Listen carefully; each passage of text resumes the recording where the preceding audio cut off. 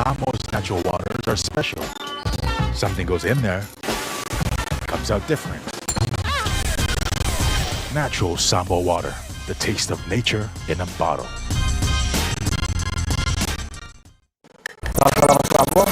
I'm textile laden. For any competition, I'm all about speed, skills, culture, and of course, my passion. Taualoa.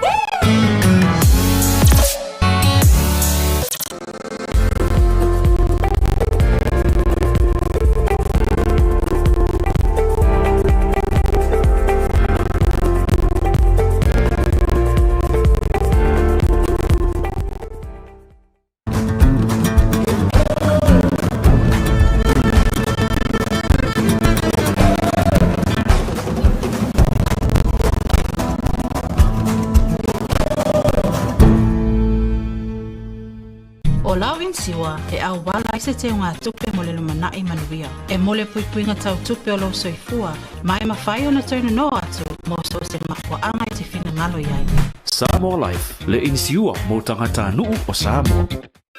We're here to give the opportunity to people for full-time work in New Zealand as a skilled worker, so trades, carpenter, mechanic, or anyone who's successful with the quota.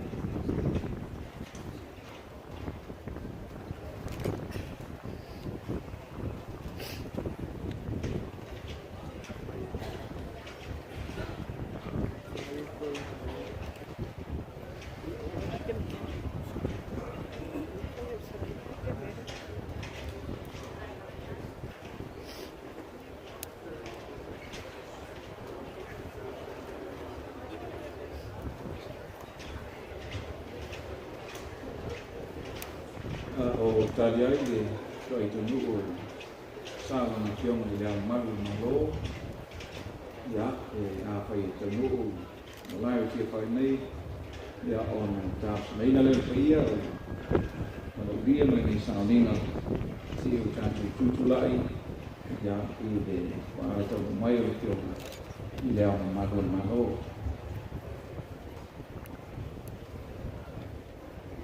As the motorcade for the head of state, the ole Malo and Sofo make their way to the Malaya to Faailoga. He said, that's the right. We're going to ask for everyone to be upstanding for the arrival of the head of state, the ole Malo.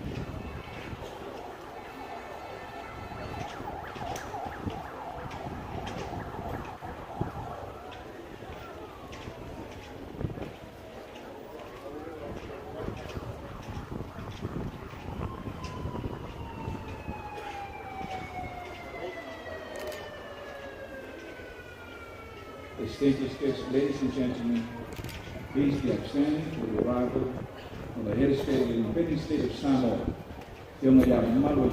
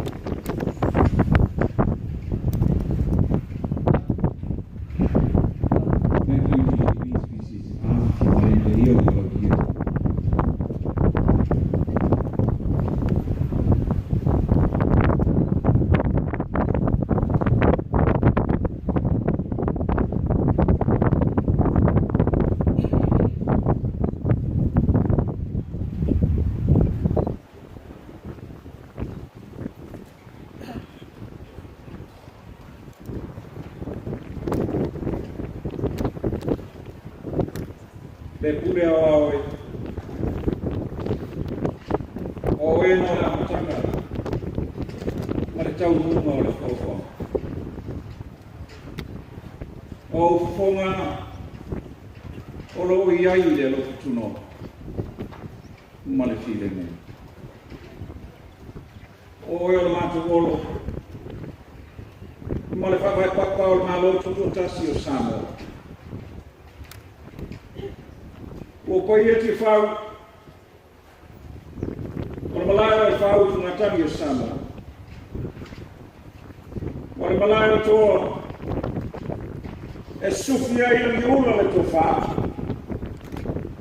Mamani wane i tu toa le moe saidi. A wā whai o Malo. E so, o le o tau ni usina o whanga koe, o le atu nuna la lafo i le atu. Le ua sanga sungaru o whai le afi na mutasi, le o tāku to nuu i siwi, o le whanga na tui no le onus tu sana, o lo tāku Malo Tutoatasi. E whai ai ma whanganga o le whionga i te tai o Malo, le whionga i te mai te pālimia, o ia foi o te fono o komiti o tāpenanga o le ono tu sama o tatu Malo Tutoatasi mātou te whātalo whātua i male ama tete. E le mātou wea o le mauta lea e suoro sunga e teitai o Sami. E whapea foi e tai o lau whainau e paia le tu ua tō whia mō le Sauniga o le Nevia. Le whia mai o lau whia mai lau Malo le Malo Malau Sio. Lau whia mai sui o le whono o sui o whia. Lau whia mai te mai tai pāpia. Sui pāpia mi sāu kāpeneta. E whake foi mi sāu malama. Lau whia mai le whamsin siri marinu te mai tai o le whamsinonga a Samoa. Lau whia mai le presidente o whamsinonga a Faailoga. Tau whia mai whomftalai, ma suna maruma o le pālemene o Samoa.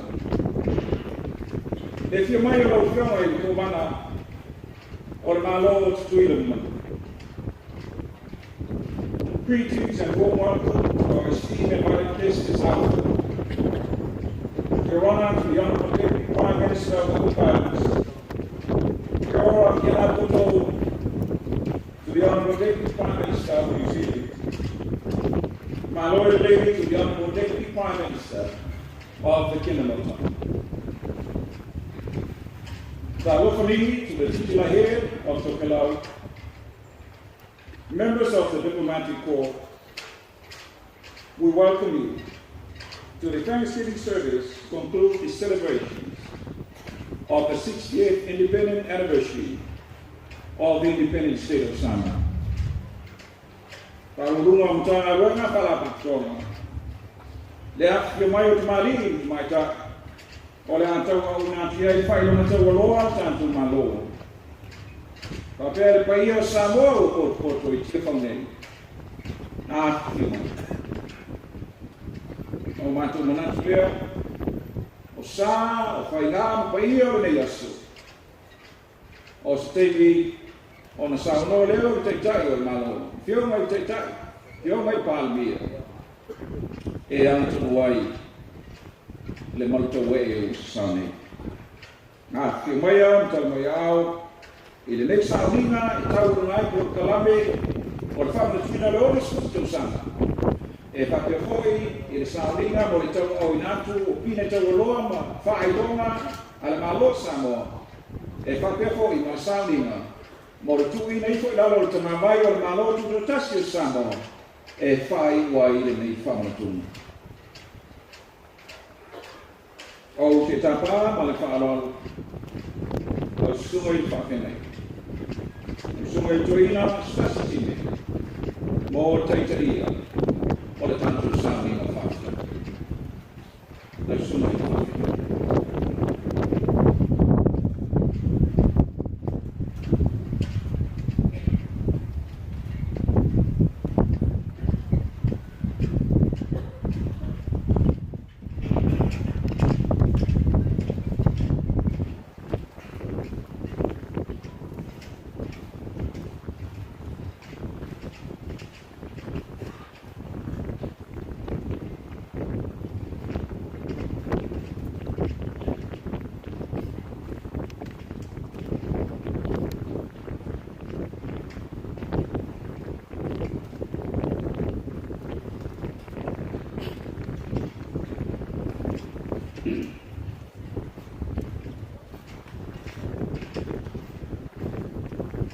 O maia.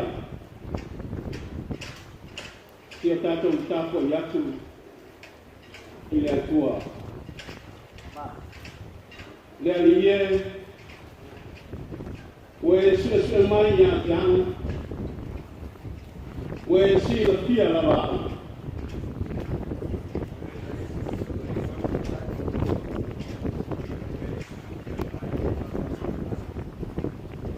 A le lava se uku i lo mui, ka uta le alie, ue sila pia malava.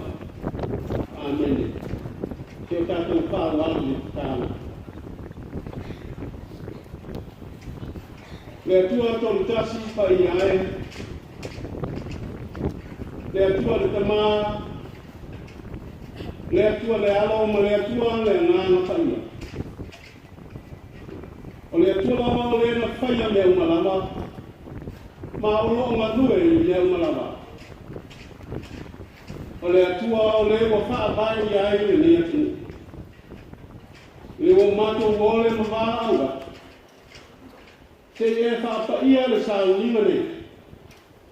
E ala le māputaina o mātou e lau ngāna pai. Te o mātou loai mo malu ma lau alofa e whaavau. Mai watua e whaasilitea no miina e whaavau. O la mātou o lenga lea. E la lawa sua ka mamalo o Yesu Karisto o lo mātou wai. Amen. La tātou Tese atu le tese wa ka mia le ofisa le kale sene kisi mai lona la mua i koma.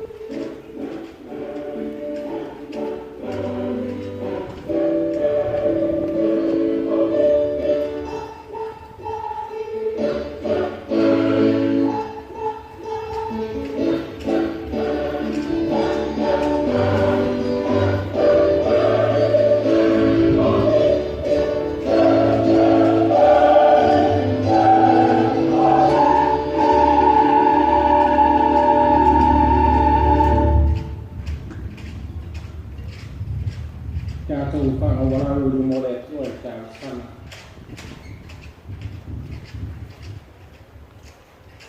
Porque por aí de rua de todo mundo sua. Au jaleri lo pakai maaf kalau menjadi mereka oleh Umar baru cakwa itu masalahnya kalesia mereka.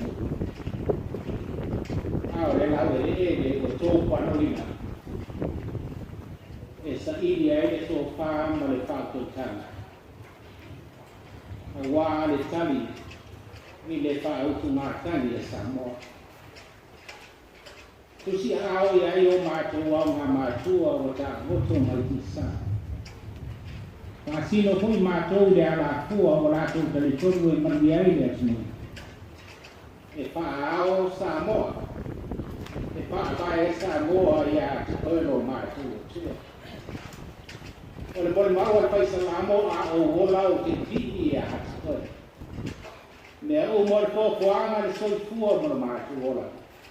E te mori maua i sisi esi matantia e sili le alofa mata lasi o ero matu sua.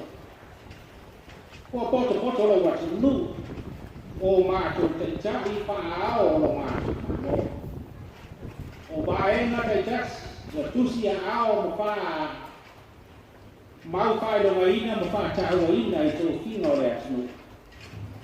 O matu iso a malo ma matu pa o tai mau kalesia Kristiana. O tu kulanga ya fua mai e matua se iau ia matu panau. Se iau matu samina le Taualoa o le whamoe le atunu. Ina ua Faailogaina wa matu baba ia tu. Ua mai a le onu se furu o tatana. Whamoe sa lupe. Sa kitalo matakua ia. Beta yane le rio matu tantono longa pio le menei. O e lapa o wha bae matusi au i Samoa o le tuntumunga o le soifua au ona ma le soifua tapuai. Ua fuai ma matu pale le nei tuas. Te pai tua ma le roto wha tai mana ngana bi. Ngana o le wha malo i mea matautia ma sitsiri. Wha alia e no au whai wabenga mo Samoa. Wa ya le lo matu matu le nei tu la piaki o sa le mu tala longo le mauti no ai o matu lot pa o tai moni lava e alofa fua ma alofa muti pale o lo matu li sa ile to fa pa na malo e tala no ai malo ya to i kulenga li ma pai ku e tala matako ia le au pai lotu mai kalesia Cristiano. Le ana lese no o e pope nei o mo e matou i faina tama to tuma. A le nei e piapi mai pa mo le atu mani e kune pa te tele la o matou so. Pa tailo so soni pa tailo wan le lei. Pa tailo le tu la ko ina o le nei atu. So se me o le wa e tali.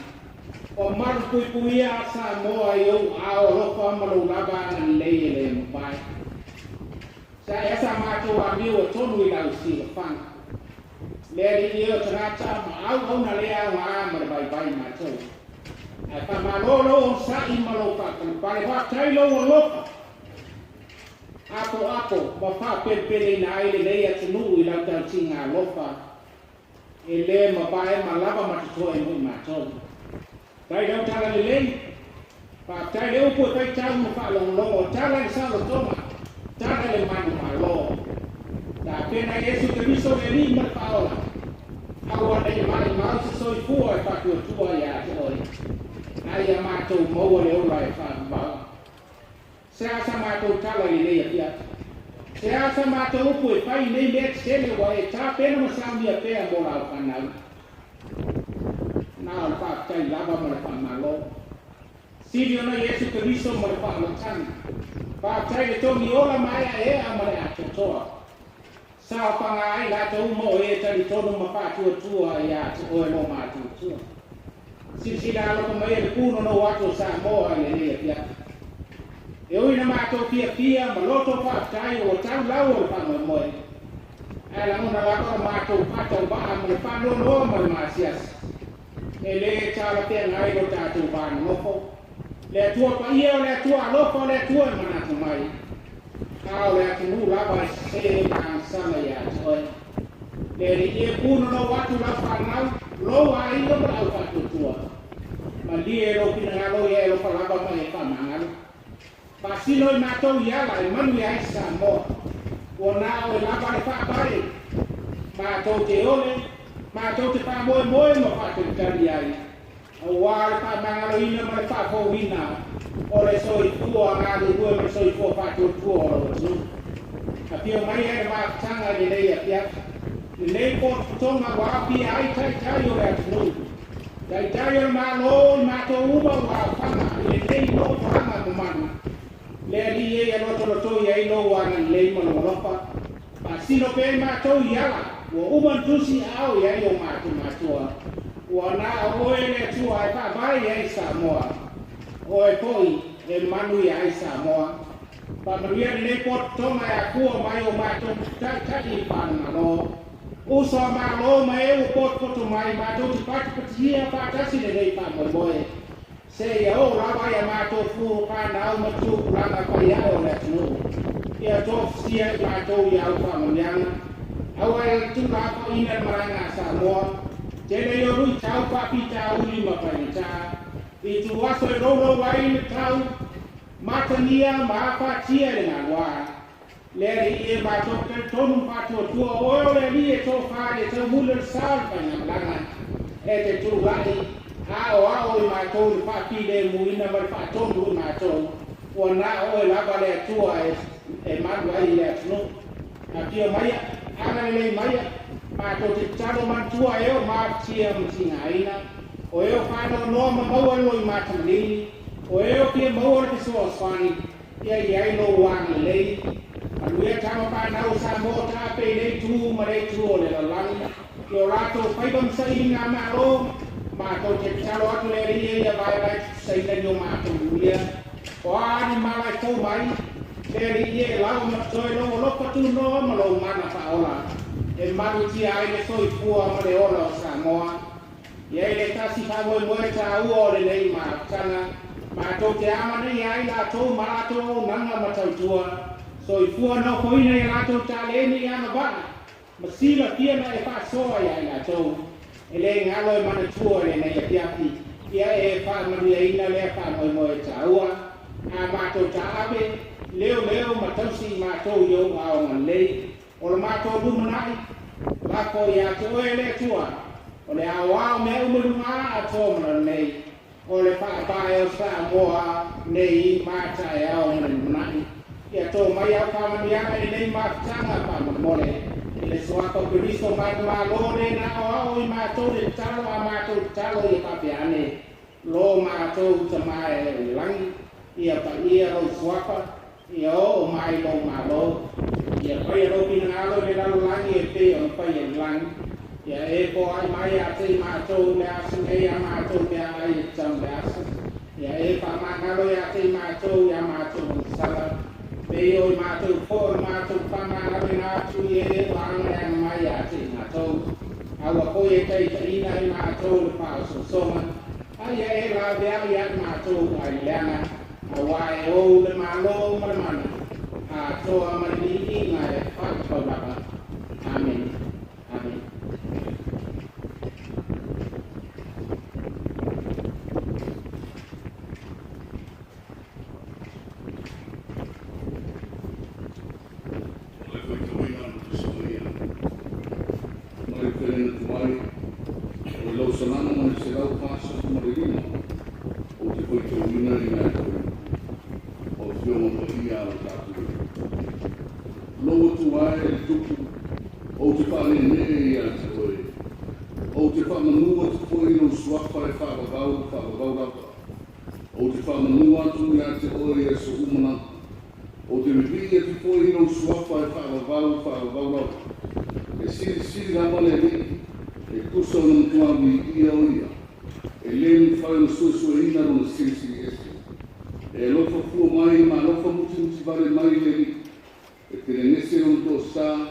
e tele foi lona alofa.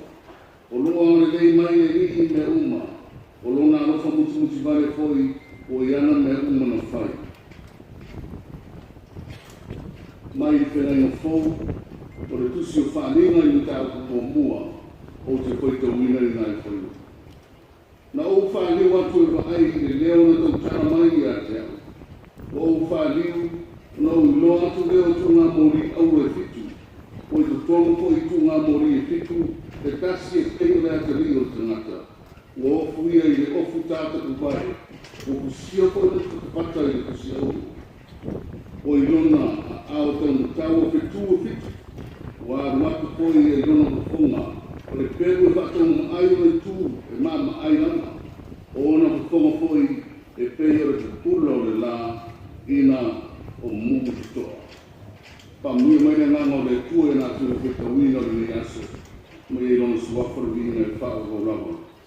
Amen.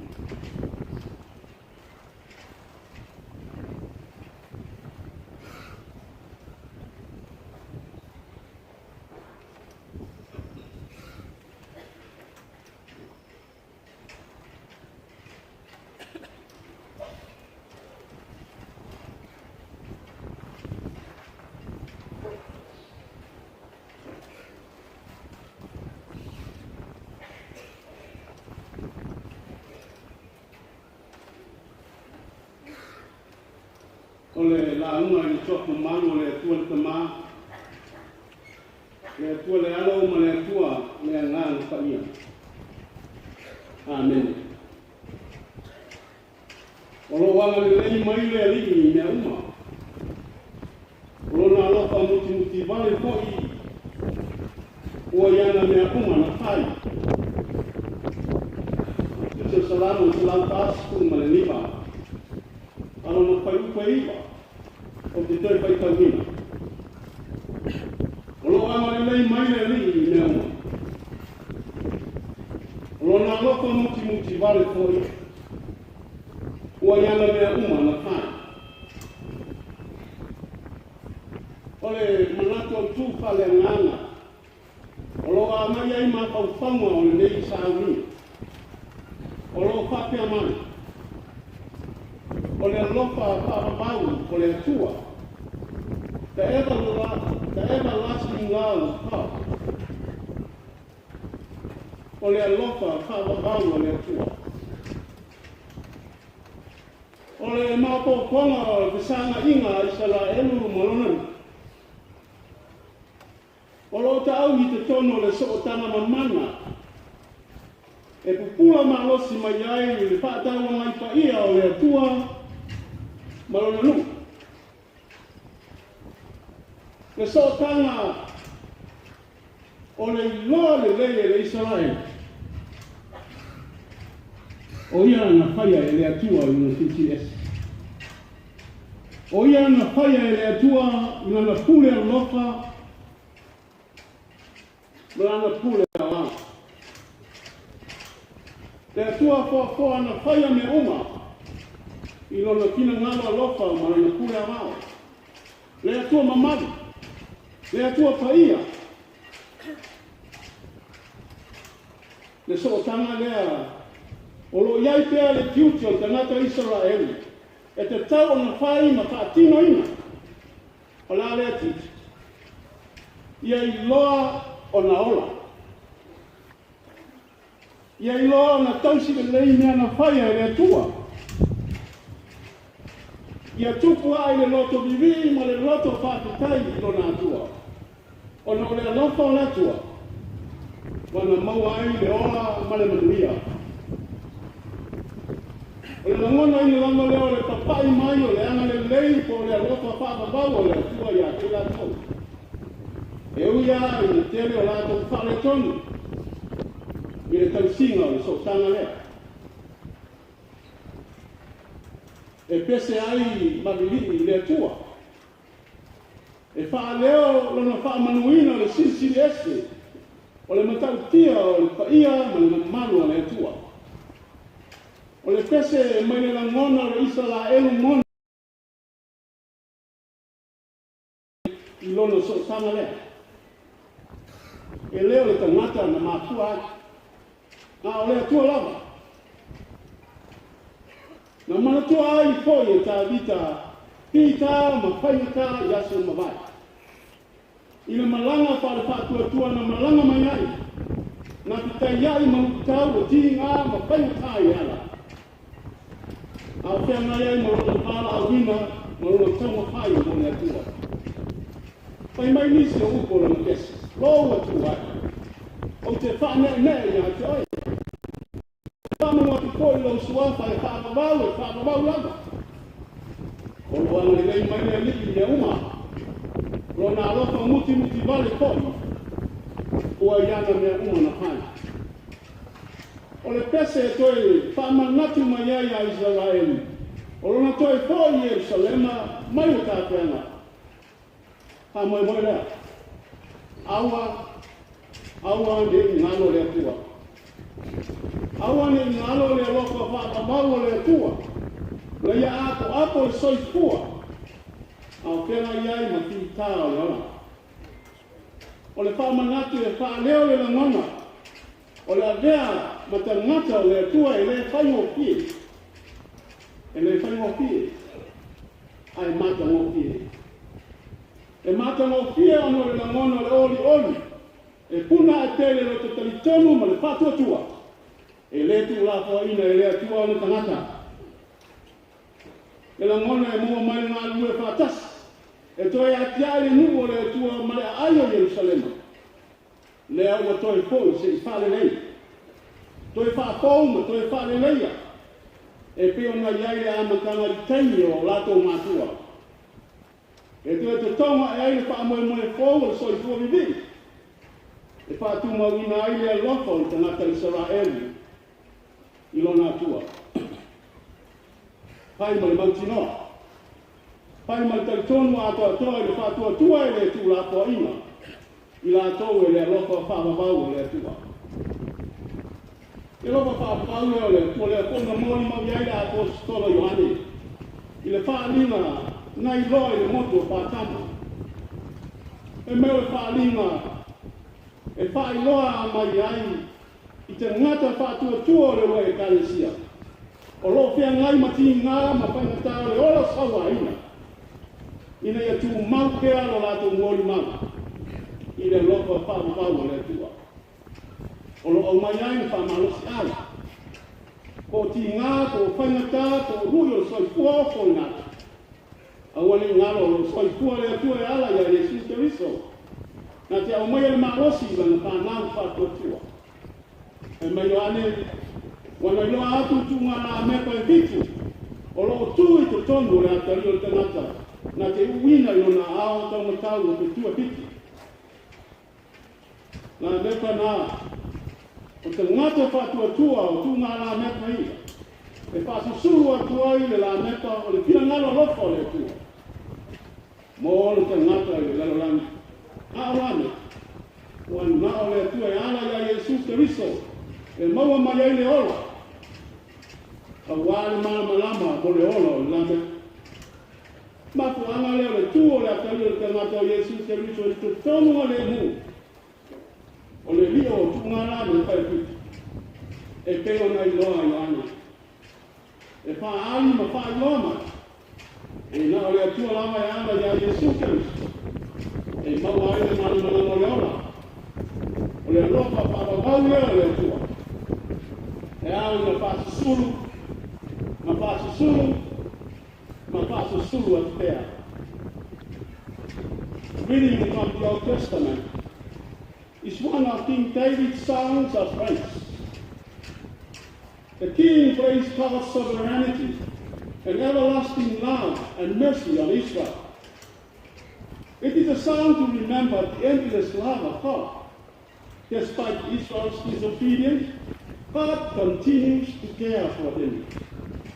It's a song to remind the people of Israel not to forget the many times they encountered troubles and difficulties along the way. But in fact, God continued to protect and provide blessings for them. It reflects in these words chosen as it is. The Lord is God, good to all, and his compassion over all that he has made. The revelation, it was seen by the Apostle John on the island of Patmos, is another witness to this endless love of God. It said that John saw 7 lampstands with the Son of Man standing in the middle, holding 7 stars in his right hand. It is the revelations of the everlasting love of God shown in and through the Son of Man. He is Jesus Christ, standing in the middle of lampstands as the provider of light that brings light to the lamp on the lampstand.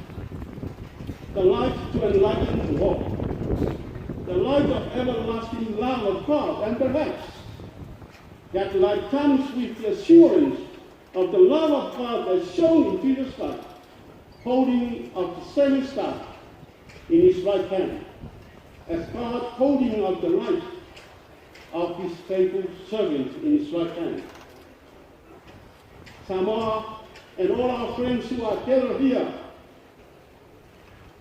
on these special occasions, the close of the celebration of the commemorations of the 16th independence of Samoa, let us make this service an occasion to remind us of the everlasting love of God upon our people, upon our beloved country, upon Samoa, to remind us of the importance of holding on tight to the foundation of Samoa.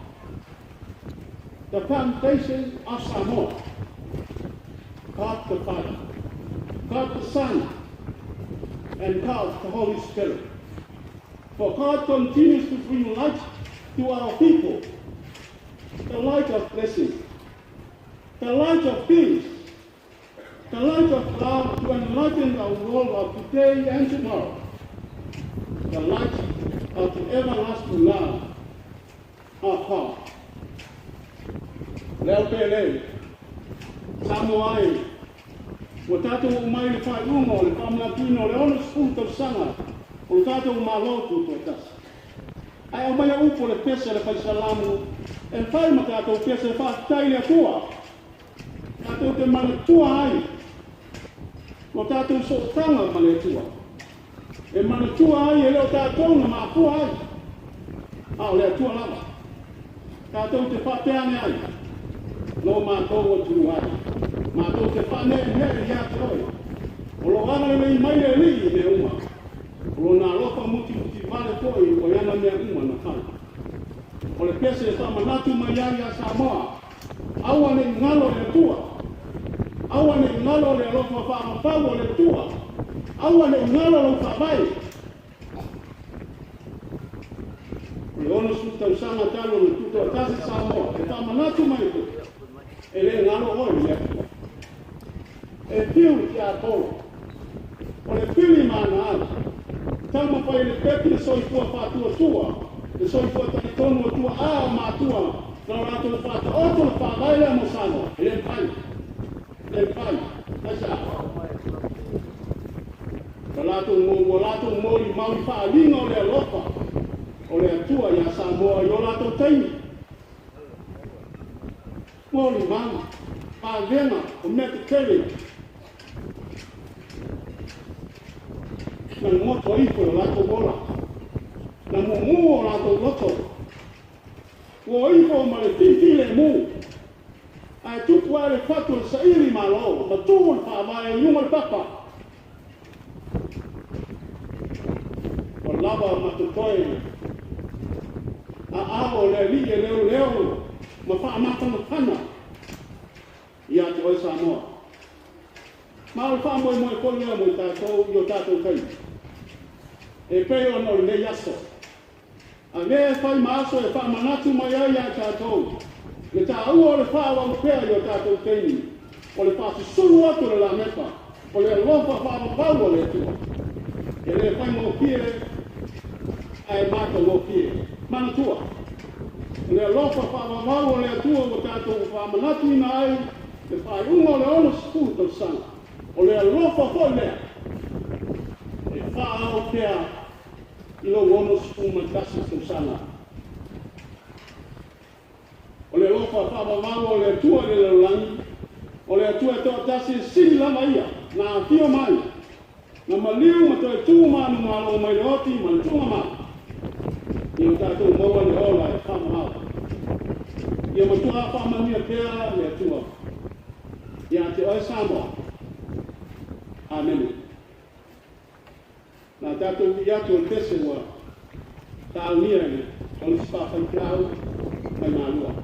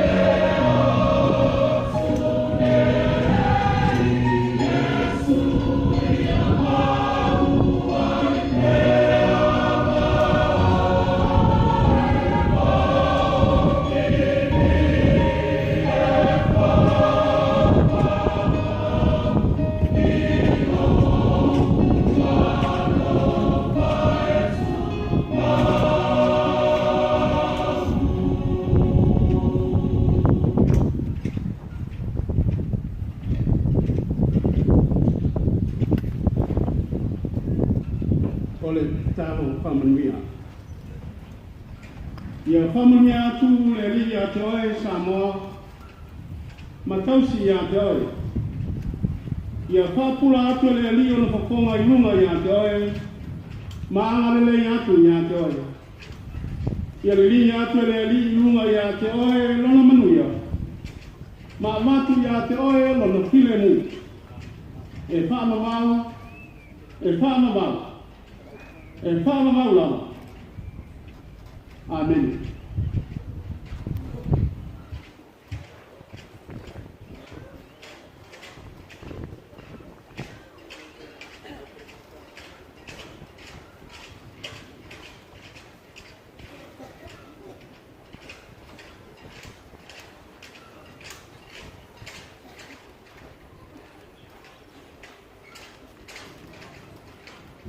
Maria o pol pese. Ua utu lau wala whamai. Ua tafe tele pei o se puna mai. Tai lau sunga I taitai o Sauniga, sunga I Tuina, stas time, mō le taitai inga o le Sauniga. After yet foi, pei o lau whaingalo no stofi, sunga I te wati tu yoti, ka pia foi sunga maunga. Ia wā tāna sanga mōria. Na whaita wina o le whio māle tōe ni. After yatu, I le kisa I le haa, me se alin te matai whai te au, whionga le ni perestene, ia mō le langina o pese, le kale seme tisi mai whunga. Ka pia pui lau whionga I le kule, o le polisi pa whai te au I malua, ia I ali au ako mo natu whalitua, whaaftei tele o me langi malia I nei whiawhis. After yatu sunga I te whono, e kale sieso whatasi Samoa, sunga I soli. Ia mo le laulau, o le tāpina I no nei Samoa. May all the glory and the honor and the blessing be unto the Lord.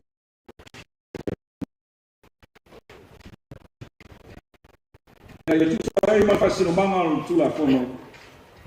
O Faailoga ma pine Taualoa Samoa, afe se la wivas pumreiba. E ia te au le avatele, o te whasirisila na tuai nei, le tau au inatu o Faailoga ma pine Taualoa Samoa, e lana whionga I lea ma malu ole malo.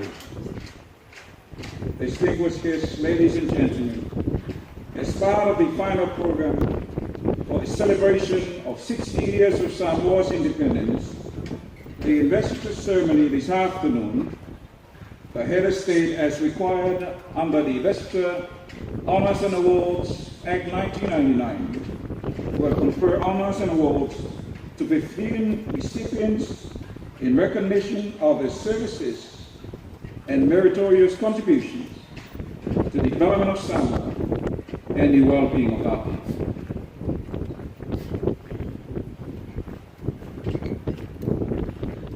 May I also direct the distinguished guests this afternoon that we have the Samoa Honours and Awards Investiture Ceremony magazine that's been provided.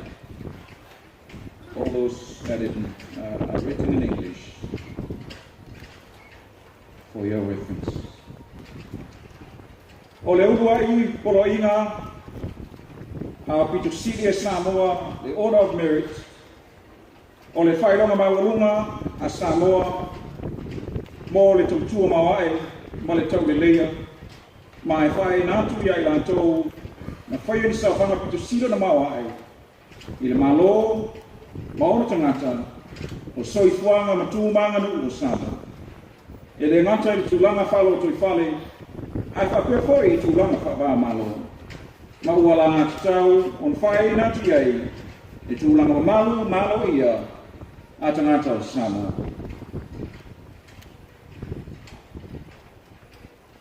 O le uruai tamali sa Taualoa to finga malu Maualunga o le Malo Samoa. E a matamai to finga paipule o le palemene I lafe I se lau ono spuruono. Sa to fia e vea mo palemia o le Malo Tutoatasi o Samoa. I lafe I se lau fitu spuruono. Se o atu le lafe I se lau fitu spuruono. ma le afe i salau fitu skulu iwa i le afe iwa salau balu skulu sa vea masui o le fono si tofia mai le bua afe ma le fase o atu le bua afe ma fitu mai wai na tofia e vea ma malu o le Malo Tutoatasi Samoa mai le bua afe ma le fitu se i o atu le bua afe skulu fitu e poi au ni Sauniga o tantu le mafuta ma le fionga i le tui atua ua tam se efi a o le fionga i atua ua whae na atu ai le nei pine Taualoa alo tātou maua. E maista pati.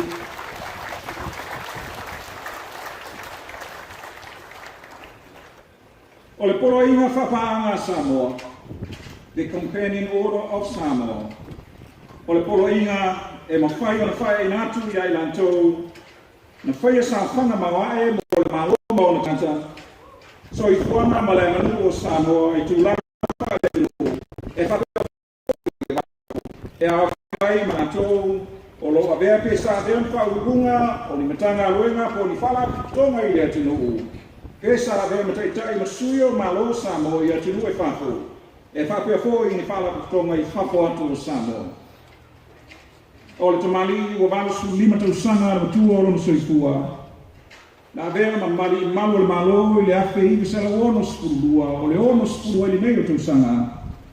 Mana lue ai mo le Faailoga tausanga se ia marolo i le tausanga i lua afe malitonu. Whiwhiria vea ma komisina o le mtanga ruenga leo leo ma whakukui ma i le afe i visala ua fitu se ia o ati le lua afe malitonu. Sa whiwhiria fo i le Malo Samoa e vea ma komisina maulunga Samoa i New Zealand ma i le lua afe malilima i le lua afe Tutoatasi.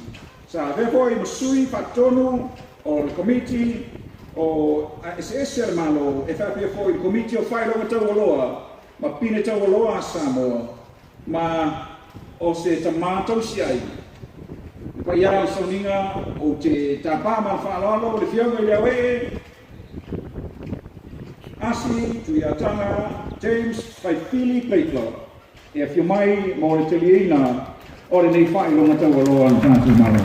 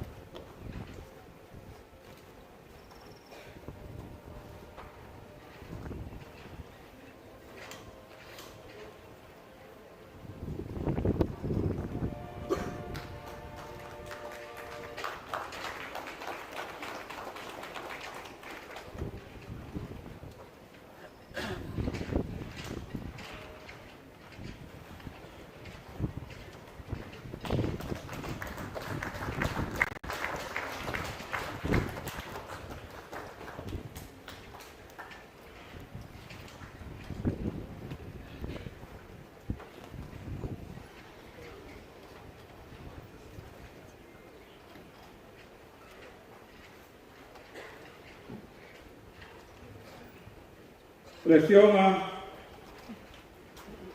ia ngātoro ai whaana tia le mua kumsanga. Ua loa tausanga o tau tū e Malo e ala i ngā ruenga whawhaiaona. Mai le afe i vesela watsu whae o atu le ipa, le afe i vesela ua sipolo. Sa vea ma Puresili o Secondary Teachers College of Samoa. Mai le afe i vesela ua tasi o atu le afe i vesela ua fitu. Sa vea ma Puresili o le Samoa Teachers College. Mai lafe o sau fitu i lea e lua afe ma le lima. Sa vem whakurunga o le vaenga o onga mo universite a wao Samoa. Mai le lua afe ma le ono i le lua afe skurua. Sa vem whatonu tūlanga te wa onga whaau mtulanga tautu mai maua professional development mo le University o Samoa. Ua 5 tausaga o galua pea le fionga ia gatoa ai mo auaunaga ese o le tatou malo ma o loo galua stasi o sui o le komisi o galuega le malo e o mai le so. Ke mai le fionga le malo ma sapalin popua ia o le tatou malaunia ia mai spapati o ke mai le fionga ia gatoa ai o le taliaina nei Faailoga.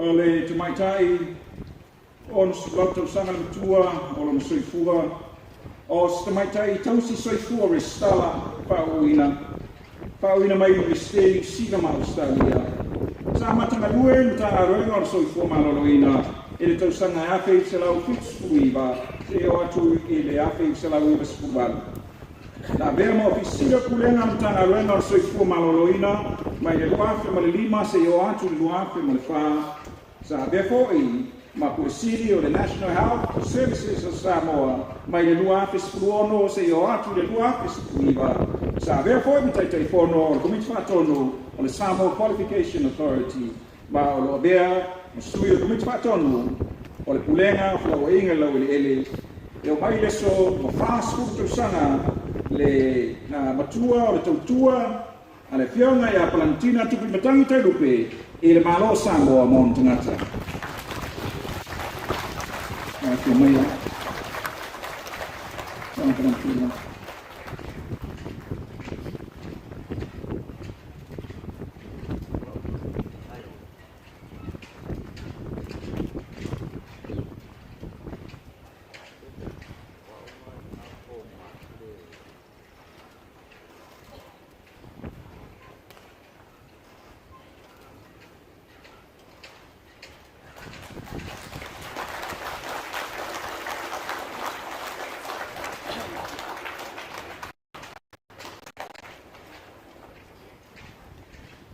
Le fionga ia Taualoa forsai to Joe and Indio was lausi le fie le tuno o se tasi o tamali e tausi ainga fa pe foi na tausi tu malo ma o se tamali fai pisinisi na matamai lana tautua ia fe se la onos por leiva se o atu le e le tasiva tuiva sa ve ai ma pulisile le Faailoga o le soni Samoa mai le fe se la tuiva se o atu le afi se la valus tuiva sa ai ma fatonu ma pule o le Morris Headstone in Samoa. Ya fu se la iba fa, sa ia fa vai na ile sina le so. Fa vai fo ile tina potasi development trust. Ma tala mo ile tina le fiona, ma le mo no fa na o Samoa. Mo na rena fa vai tai. O tanto le mafuta le fiona ya Taualoa a lo yailo na sui ya il nepot potonga. Yeah, bala watu mai Faailoga si filmai mo le tele na le Faailoga o le filmai Taualoa. Yeah, mais patele paia. Sauniga.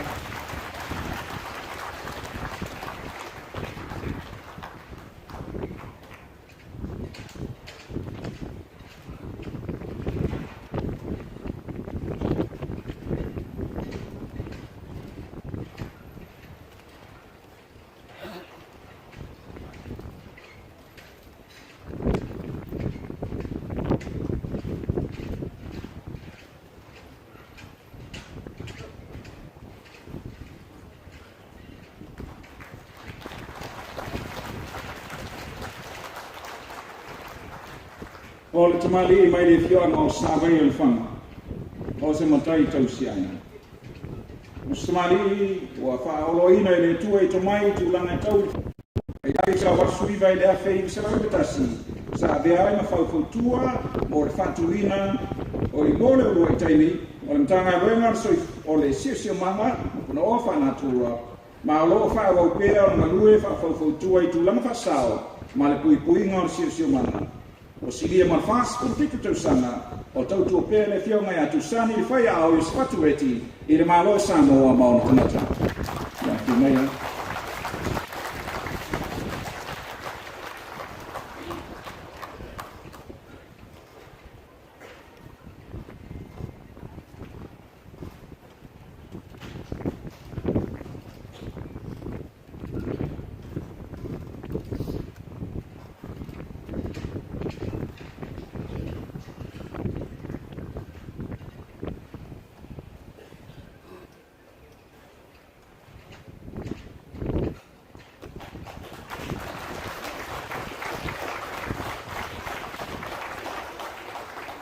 Our next award is the Order of Merit. The Order of Merit is conferred to persons who have rendered outstanding and meritorious service for Samoa in the domestic and international spheres, and have made exceptional contributions towards the advancement of any field of endeavor of a particular emphasis on the arts, literature, learning, science, and religion in the domestic or international spheres, and which is of benefit directly to the development of Samoa and our people. Ladies and gentlemen, Brother Kevin O'Malley originally began his mission in New Zealand and has served in Samoa as a teacher, principal, and director of education of the Catholic Church schools for combined years of 32. He was appointed as the director of the Catholic schools in both Samoa and American Samoa from 1979 to 1984, and successfully advocated for the inclusion of church schools and private schools in the government of Samoa school plans and syllabus. He was also a member of the Task Force Committee for the establishment of the National University of Samoa, and in January 2023, Brother Gavin returned back to Samoa and started conducting trainings for teachers at St. Joseph's College. Ladies and gentlemen, can we welcome Brother Kevin to receive his award this afternoon?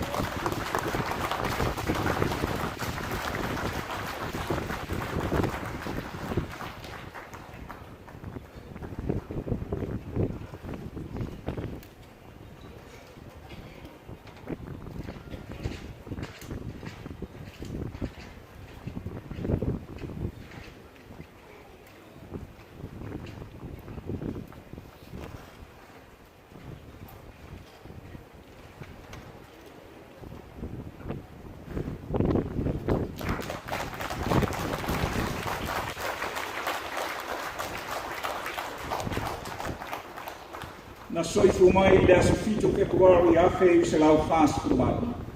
Ma o le so, wa fitu 15 Tausaga le matua o lona soifua. Na amata lana tautua le mtanga luenga o ngā luenga, ma le vaenga o fua na whanua, a le malo Samoa.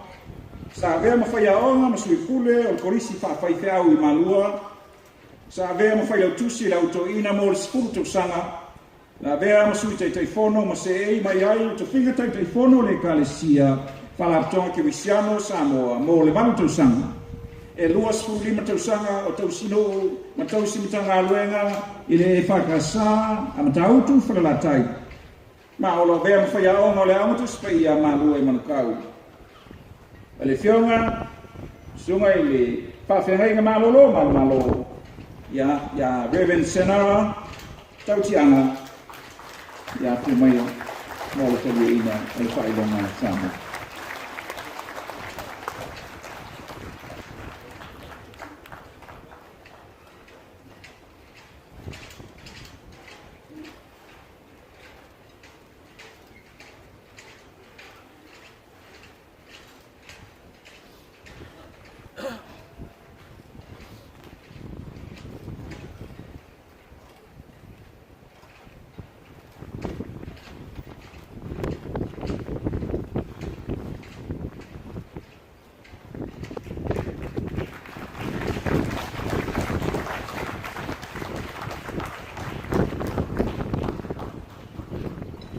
Na soifua mai le fioanga o whare lima I sewa. Sa avea mawhai aonga ia o ngā le ka le se me tisi le tele o Tausaga. Sa vea matausi mtanga aluenga. E ka le se me tisi i le whianga o Samone, Santa Puala, mata fele mo le filufis. Sa vea mwhailau tuse le ka le se me tisi Samoa mai le luafe mo le ono se o atu le luafe skultas. Sa tofia e vea Versteno le ka le se me tisi Samoa i le Tausaga e luafe skultas. O ia o se fai pese o molongoa o se fai aonga musika mo le ka le sia. O ia sa ia mataina al fai pua lau talabou le ka le se me tisi Samone sa umi na le lei ma molongoa ai ia le nei fioana i Samoa. Malolo malo i Tausaga e luafe skulua pa ia o Sauniga se mais patpati ia i le sumai ale yonga sungai whawhenga malolo malo tupu fola sala lua mo le tele ino le nei whai.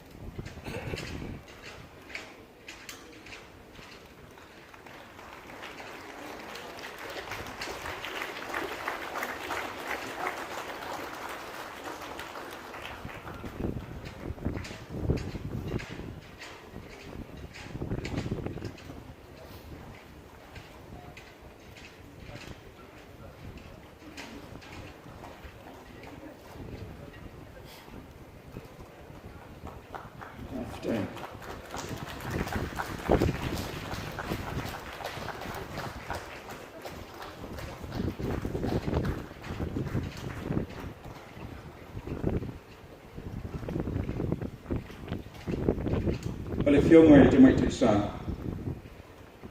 So I fumai i la solo spuri en wari a feiv se la utou spurono. Ne mai le fionga o Samusu alipat. Se tasi o wai Samoan whauri mai le investeo o le Pasifika I saute I fiti I le a feiv se la ufitu spultonu. Sa urua I ngalua le malo mai le tasiva li malua se o atu li tasiva li matolu. O lo ruai te maitai sa Samoa na bea pule aonga le polisi ngata Maria e vai moso mai le afe se la ufitu spurono se o atu le afe se la valtas. Sa ngalua le ofistu tono le ekalesia katolika o Roma Italia I le afe se la valsu fitu ma le afe se la uva fitu I le lua afe maltas. Sa vea foi foi aonga le polisi telo sie momoa mai le lua afe spuru fitu se o I le lua afe lotas. O lo malosi e fionga a Sister Emanuela Pithen, ia a fionga ia mo le tabi ino le nei Faailoga Taualoa Samoa.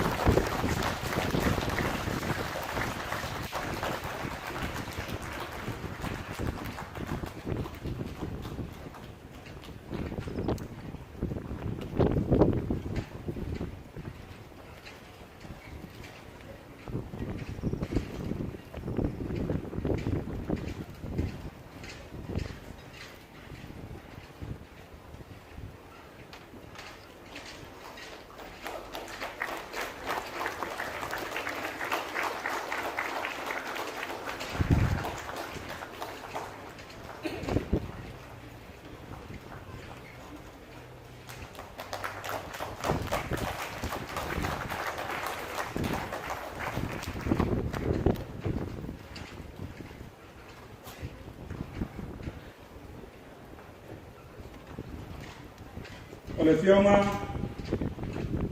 asua o Talili Williams o fitu se vau Tausaga matua o le soifua e mai le fionga o siunu sa bea manipule o le pulenga o tine mu ma whaavlapi whaafosei mo le skulu Tausaga mai le afe se la valu skulu se o atu le afe se la uiva skulu ma o vea le fionga asua o manipule a tele ngā luenga la vea I e ala I te peina mō tele I taulanga, pe o nā fia ili tivoli, whale meli o Samoa I matawhele, e whapea fo I se tasi o whale tālo I le wafu, e le tausaga afe i se lau valu sepulu tolu a o faagasolo taaloga le pasifika sa o tatou talimalo ai e valau atu ma le faaloalo i le fioga asuao fi mai mo le taliina o le faailoga o le ofisa o poloiga Samoa, the Officer of the Order of Samoa.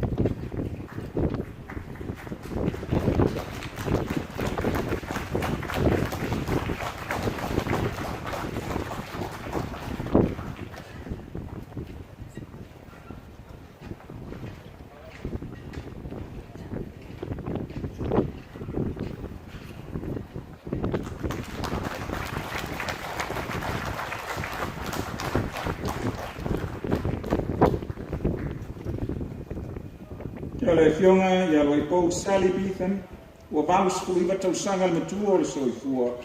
O se tamaitai tausi soifua Restala whaauina fo'i ona Faailoga tausi soifua mai New Zealand i le afe i se lau 5 Nā vea, ma tamaitai tausi soifua i le tele o tausaga, a fesoasoani fo'i i le taimi a pusia i tauwhanga ngase o le fionga i le ao le malo, watu malo le sunga le mali tō tanga whili le lua. Ma o ia o le waiti a kono tamaitai o le ka le sia polo tsano i pia, ma o loo ia tau aveina le nei tō whinga e o mai le so.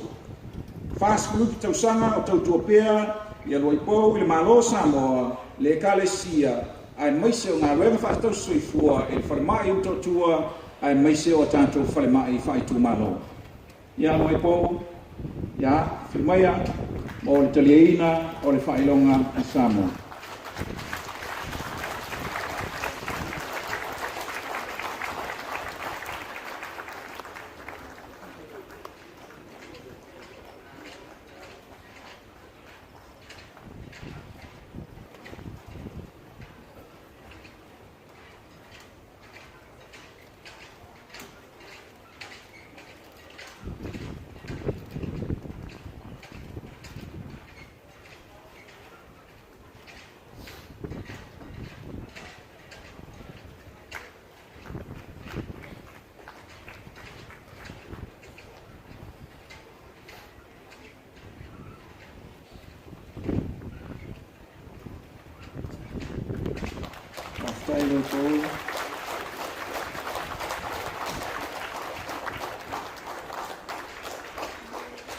O le tamali wa iwa sepuluono tausaga le matua o le soifua. Sunga i le alo o le mali tua i le fioanga o le vi sali moa. Sava avea mali i malu o le malo mo le tolu sufa tausaga ma i le afe i se lau 5 sepulutolu i le afe i se lau 8 sufitu. Sa avea poipule o le palemene mo le itu malo sanganga le whalwha e le tausaga e afe i se lau 8 sepulutolu se i o atu i le afe i se lau 1. O se tamau i longa lona sao i le atinae o Taualoa ai mai se lau i taronga le kapi. O se tasi o sui longa le au le kapi mātutua Samoa po le Golden Oldies. O lo avea msui na malanga malosi o le asosio tama tuai al manis. Pa ia le Sauniga, ia mai e spatipati e whiumai ia le sunga sapau. Liu mai ama kutupano le sio vitale. Mo le Taualoa o le Faailoga a Samoa.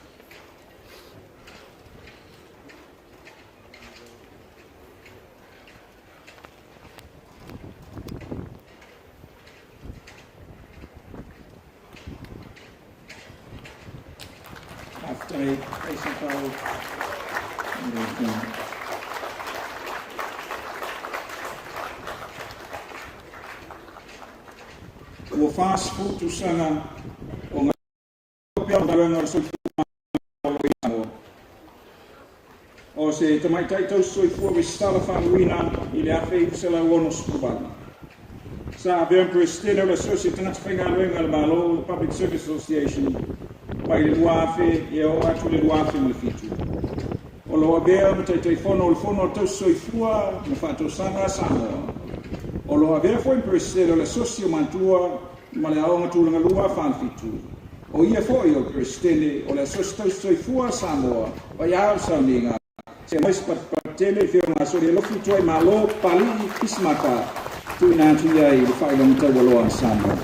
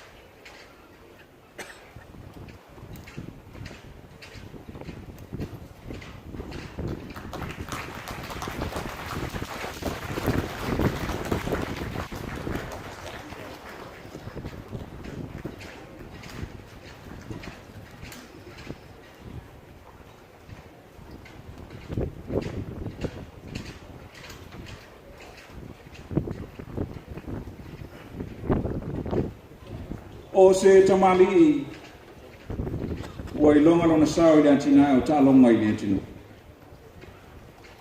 So I fumai I le asulu spulu I wa kusu api I se lau fitu spulua.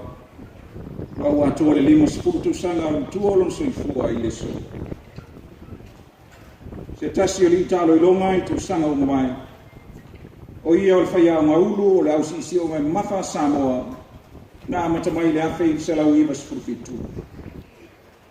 Le lua afe malavalu na ausia I Samoa le luai pensiliva I talonga lo limpeka e ala I te maitai talo elo pilongi sa be I te mai na whaia ona le ausia Samoa. Lua afe spuruiva whapenafo I o na spito sili o na telepine oro le ausisia Samoa I talonga o le World Championship sa be ai foi le nei tamali ma whaia ona o Samoa. O loo ngalue foi e soani I isi au si isi o me mafa mai Pasifika e au fia ai fiti o le atu koki mai isi atuno. O ia o stamani fai pisnisi pa iau le o kalaudia ia se mais patele ni fionga tua pepe Jerry Wood mo tali mo Faailoga Taualoa Samoa.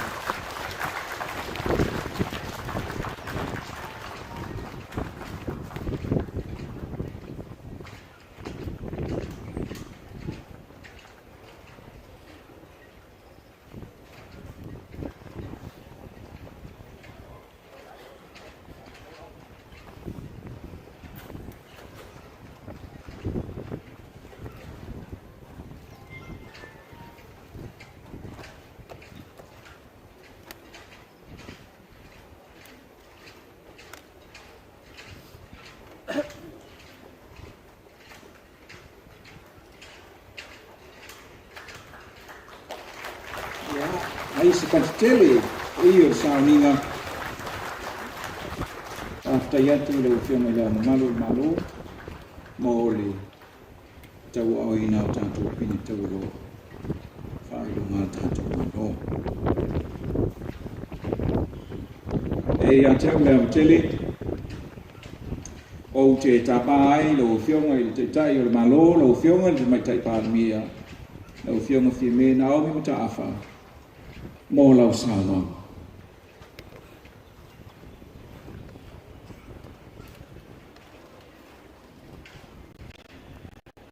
Sunga le taitai o Sauniga, lau sunga le toeina so tasitimi. Lau fionga le ole Malo, ma siofo, e fio mai o lau fionga le sui o le fono sui tofia, le sui parmia ma ministar capineta, pa pe ministar ang lang. Fio mai o fionga I le whamsimusiri maari utu mai tai o le whamsinonga. A fio mai lau fionga I le whongfitalai masui mamalu o le whono au whaitula whono. The Deputy Prime Minister of New Zealand, Honourable Kamau Sepuloni, the Deputy Prime Minister of Cook Islands, the Honourable Robert Tapaitau. Lau fionga al Kobanasili, le manu peleti maunga, the titular head of Tokelau, the Honourable Kelly Hiano Kalolo, members of the Diplomatic Corps. A fio le paia mawalunga o Samoa o Kotupoto, o le paia lava wale a fio a inga mtama, o tama mainga, le usonga tumua mpule, a inga I le tai, maleba au funti. E whāturo atu fo I le paia, o le whainga malo atu tuila minanua, I le fio o le kōwana, ma le whainga malo I le pūlenga whātoni, le whaamisinonga, Mamauta e lua o le Parlemene o Amerika Samoa.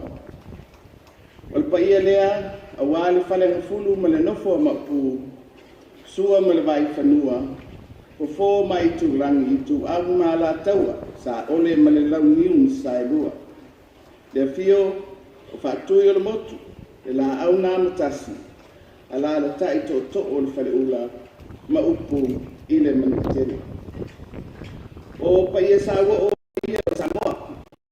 E a fo mai I le ona tai se ia pa ia fili I pule tuku. Na tau ilo ai manu o malo. E whapea fo I le pa ia o le au whaingaluenga tutofi le atua. O lo puno wai I le whanonga manu mo Samoa.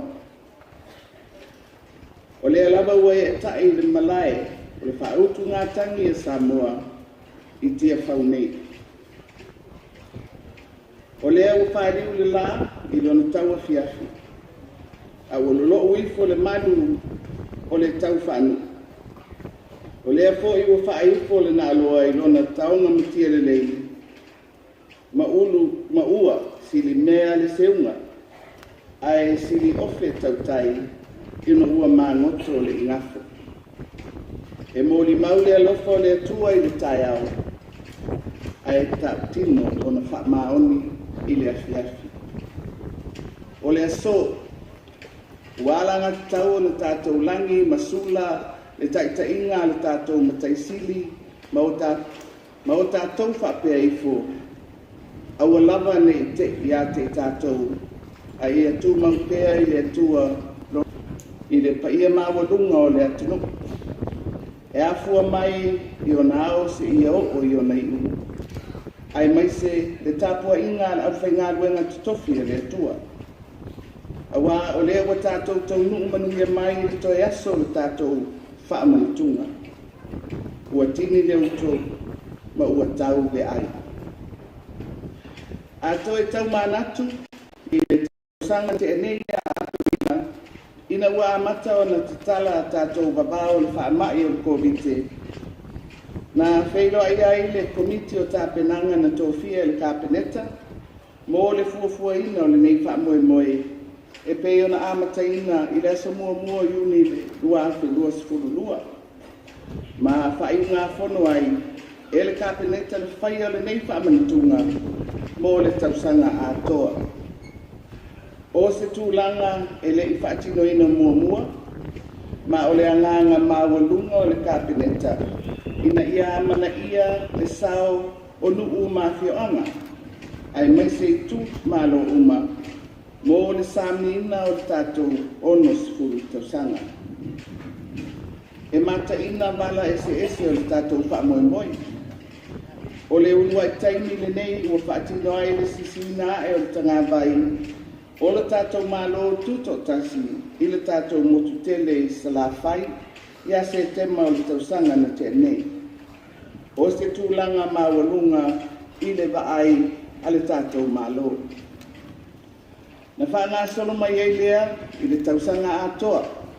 Por kalame ai tū malo ese sa whaatino a la tau Sauniga. I o la tau lava lau whanua, ma o tātou niti mea whaatasi ai. E whapea fo I por kalame, a matanga luenga ma whaalapo putonga e le ngata i aso whaamanatu ta migasanga o Taualoga a toa ai maulua i sele-selenga o whaeleleanga. O te whawhitaia le paia mawalungo e kālesia sa tari sa paia le whatau tala ula atu o le tātou komiti e au fia le whaamanatuina o tae ao o le tala le lei o se tasi o Paul Kalame e pitoa o le nei tutoatasi. O tae au i longa ia o le tunu na suruni ai le laufanua o Samoa e le alofa tunoa o le atua. O le petu whaasinoala lea o le tātou whaavae ma le fatu o le anava o le ono sifulu tausanga tātou te folau ma le fatu o tua. Awa e le tu lafua ina Samoa e le atua. Sa o tātou mori mauina fo i le nei tausanga whonutanga te tele a ekalesia na usu mai i Samoa. O lo o whaitawina ai fo i le au mai i Samoa o le whonutanga mo le urua taimi. Mo se atunu o le Vasa Pasifika le whonutanga a le Wacom e pei o na whaamai aina i le vai aso na se i mawai atu. O lea fo wa tātou tu whaatasia se tupe e au ngā e wha au ngā mo fe whaatawa inga e whaamanatu ai pēa le tāua o le ono sifuru tausanga talu o na tātou tutoatasi. O le tātou ono sifuru tāla e tūlanga ese o na ele o se numera e masani o na whaitawina ai ni tupe pepa. O te manatu e avera pēa ma whaamanatunga le nei matatia i le anga i ato le atunuu i le isi ono sifuru tausanga o i le lumana. O lea foi, ua toe mawhai o na lalanga nisi o whaanga tama e pei o na o la tātou tu ngā whautasi. Mua o le ma taua le tātou komiti e le o mawae le fia o le atunuu e sila ma mori mawina lea Taualoga ua tauau ina mau atu. O le mea lea, e le tuina lalo le whaatai ai komiti o tāpenanga i le tātou atunu atoa i ona tūlanga whalupe. O le upumoni, ano tātou le o lolo puta whaafatasi, se manu e le mako le nei whaamoe moe. Le pa iae o le nofo e kālesia kerisiano, o le sau whainga mamalu a li i mawhaipule o saoao ma unga whaapae. Le malosi o nu, palapo tonga tu maoti ese uma maonga, ai maise o matanga aluenga ma whalapo tonga ale malo. Ua wha malo le whai o le whaiva, whaafitai pale mātango fia. O la asa tātou ngā aluenga sa whai mo le whaamanatuina o le tātou bonus fulu tausanga. I o tātou noa ia ma le piinga o le atua, whaafitai tele le lango sua. O lea o tātou mori mawina, le Taualoa atu Faailoga Taualoa le tātou malo i me fiafi.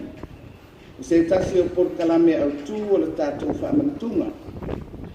O le maua Samoa, e le ngalo a fia i siona vau. O le tautua atunuu, o so se matata, ma so se taleni, e tautalaso. Ma e le ngonga whaamatani, e mou whaapuao, lona taua. Ai sea, ia, wa sa whaatino, i le whaatuatua, ma le alofa ia Samoa, ma lona taulelei.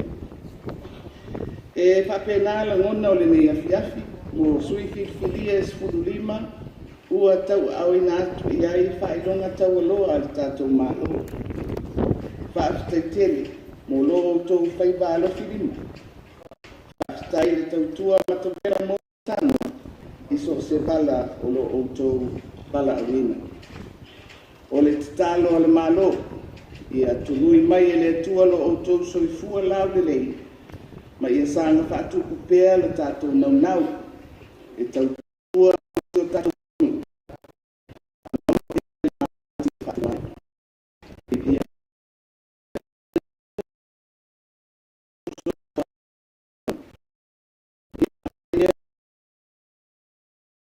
Samoa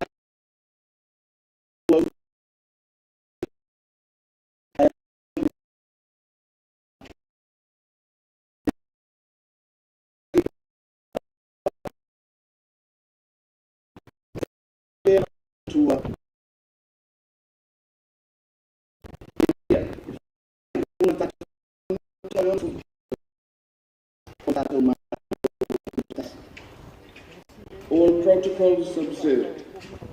We are gathered here at the Malai Otiafau, where it all began, to witness the end of the year-long celebrations of Samoa's 60 years of independence. As the chairperson of the Independence Committee, I take this opportunity to acknowledge with gratitude the nationwide participation and support during this year-long celebration. Begun on the 1st of June 2022, our aim was to bolster village and community participation by organizing events to commemorate our 60th independence anniversary in villages, churches, and families. It was an avenue for our community and closer cooperation in the theme to sail with faith.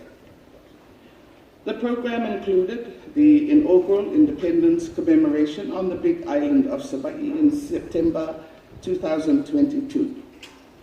This was a testimony of government's commitment to empower community engagement and participation in these national events.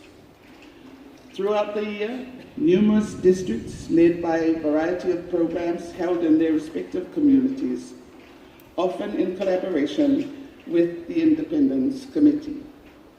The Ministry of Agriculture's First Harvest program recorded a good coverage around the country as an integral part of the celebrations. I thank the leaders of various Christian churches that celebrated the inaugural years of their faith's arrival in Samoa as part of our epitome for Samoa and is the epitome of social harmony and peace.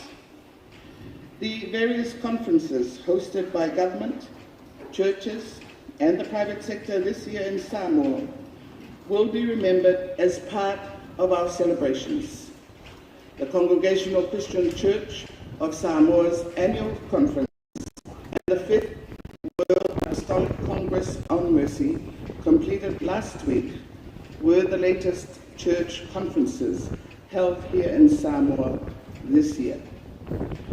The Fautasi Regatta was dormant for a number of years now. However, this year, the longboat race was revived, but also portrays our journey and achievements since 1962. Finally, the conferral of national honors and awards to 15 recipients this afternoon pays tribute to the contributions and sacrifices of our people, past and present, have made for the development of Samoa. This investiture ceremony is unique as it coincides with the celebration of the 60 years of Samoa's independence. I congratulate all our national honors and awards recipients for 2023. Thank you for your contributions and offering for our country. May the Lord's providence and blessings remain upon you and your families.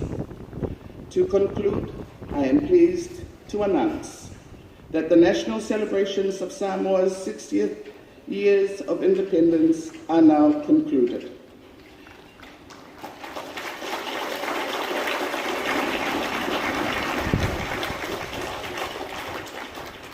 To our distinguished guests, can I thank you for accepting our invitation to join us in these celebrations.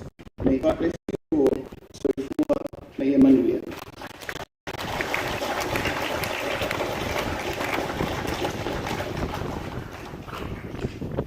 Thank you, Honourable Prime Minister, for your address. Whafti atu Savana, Malo Fiona, Tai ole Malo. Olea ua o tātou to ai mai, I le por kalame lona tolu, ma le por kalame Faailoga, I le nei fiafi, o le whatinuina, o le tula I Faailoga, o le muli le Malo o Malo. Mo le tui nei lalo o tanga vai, o le Malo Tutoatasi o Samoa. E taurungai, le Faailogaina o le ono sefulu tausanga, o lo tātou Malo Tutoatasi. Mai peo le masini ai le whatinuina o le lātou whaalo, o le a whapapaina ua whana e tolu, o le mele ai, le pai ai, o le mauta, a le awalauria, se I tautua nā ma manatuane, e maise nei a tātou whana witi. We have come to the third and final official program this afternoon, and that is the police retreat for the lowering of the flag. This will be performed by the Police Guard of Honor and the brass band. As usual, in the performance of this service, 3 rounds of empty shells will be fired by the squad. Please be warned. This will be followed by the lowering of the flag and the flag folding ceremony. And at the end, we will ask everyone to sing along with the brass band, the Lota No'o, and a word of prayer by Reverend Asotati Time to conclude this ceremony. Lau fiongai kom sino leo, ya alomaya mo lau tau whaalo.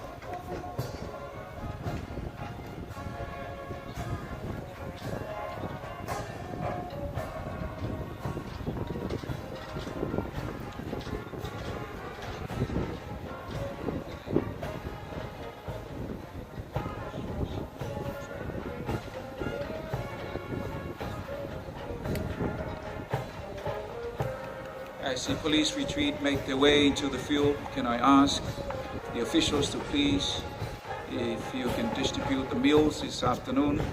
It's early dinner as we anticipate the police retreat and conclusion with the Thanksgiving concert coming up.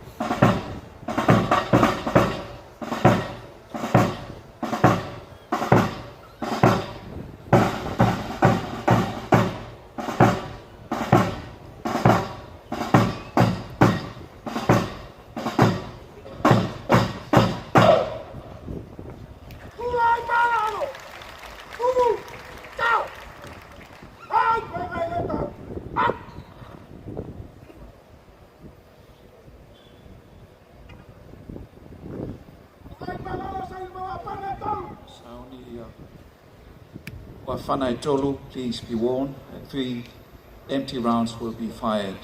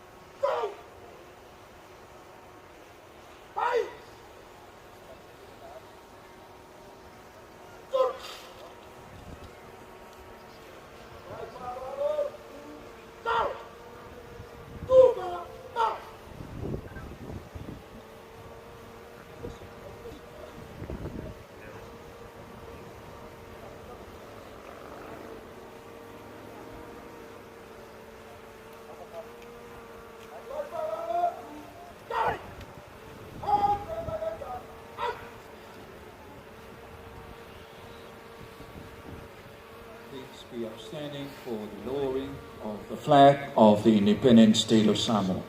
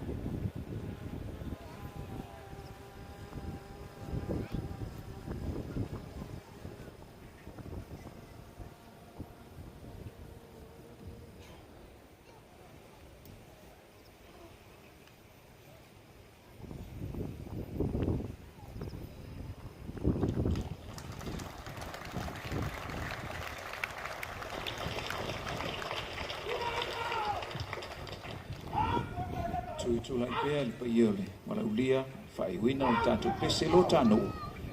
Ia ona Faailoga leo tātou te talo le sunga i tai o Sauniga.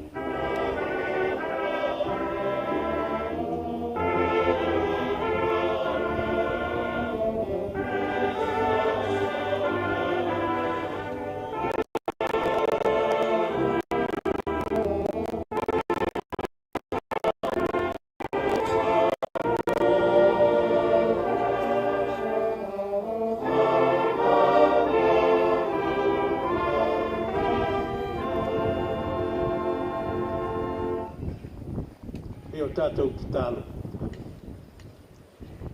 Ua tala mai le langi le mamalu o le ali. Ua whaalia fōi le wāni manimo ngā luenga au ngāo. Ua moli mauina le nei fōi malai tia whau. Ma Samoa ua poto poto lou mamalu ma lou siri siri esi. Ma lou mātango fie. O mātou whātua le alie. O oe na mawhai ai, o na sisi ai ina le tanga vai o le atunu. O oe foi, ua mawhai ai, o na toetu ina ifu, le tanga vai o le atunu. I le ua mātou talitonu ma whātua pea. Taia o ena, o laua fiofo. E mawhai ai o na mātou toi whātau nui ina le whāmoe. Aua, e whābabau lawa, laua lofa. Tūngau maia i lunga o Samoa, o poto, a mata mai o mātou tai kai, se ia oia mātou whanau. Le manuia ma le file mua oe le atua Tautasi pa ia, le file mua oe le ali ilo mātou whaola, ma le mawhitanga ma lou lava nganga pa ia. Ia tūmau mai o mātou lunga. Ma lunga umalama o lau whanau i le lalolangi atoa. Nei, ia o atu i le whababau, e le whababau lawa. Amen. After. Ia o le tunu, ia o lea ua Faailogaina por kalame o le ona sifu Tausaga, mais whamnuia tele, ua maiu manuia por kalame ipe, mais whamnuia mo le tua ipe, mais whamnuia mo le komiti, mo le teifono on tapenaina, le nei whamoe mai ipe. Distinguished guests, ladies and gentlemen, that concludes the program for the 60th Independence Anniversary of Samoa. Our next program is the Thanksgiving concert that's coming up shortly. And there will be a lot of entertainment tonight. So please stay with us if you want. We invite you to continue to witness the preparation by the singers tonight for your entertainment. Tomorrow we begin the program at 5 a.m. for the hoisting of the flag for the 61st independence celebration of Samoa. Thank you.